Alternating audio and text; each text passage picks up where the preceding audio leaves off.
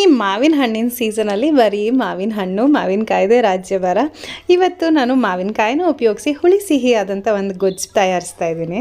ಇದನ್ನು ಮಾಡೋದಕ್ಕೆ ನಾನು ಮಾವಿನಕಾಯಿನ ಸಿಪ್ಪೆ ಸಮೇತ ಮೀಡಿಯಮ್ ಸೈಜಲ್ಲಿ ಹೆಚ್ಚಿಟ್ಕೊಂಡಿದ್ದೀನಿ.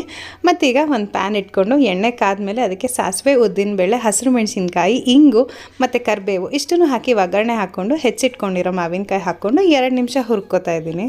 2 ನಿಮಿಷ ಚೆನ್ನಾಗಿ ಹುರ್ಕೊಂಡಾದ್ಮೇಲೆ ಇದಕ್ಕೆ ಒಂದು ಚಿಟಿಕೆ ಅಷ್ಟು ಅರಿಶಿನ ಮತ್ತು ಅದಾದಮೇಲೆ ಅರ್ಧ ಲೋಟದಷ್ಟು ನೀರು ಹಾಕಿ ಒಂಚೂರು ಉಪ್ಪು ಹಾಕಿ ರುಚಿಗೆ ಎಷ್ಟು ಬೇಕೋ ಅಷ್ಟು ಉಪ್ಪು ಹಾಕ್ಕೊಂಡು ಮುಚ್ಚಿ ಒಂದು 5 ನಿಮಿಷಗಳ ಕಾಲ ಚೆನ್ನಾಗಿ ಬೇಯಿಸ್ಕೋಬೇಕು. ಮಾವಿನಕಾಯಿ ಬೇಯೋದಕ್ಕೆ ಹೆಚ್ಚು ಸಮಯ ಏನು ಬೇಕಾಗಲ್ಲ, ಹಾಗಾಗಿ ಒಂದು 5 ನಿಮಿಷ ಬೇಯಿಸ್ಕೊಂಡ್ರೆ ಸಾಕು.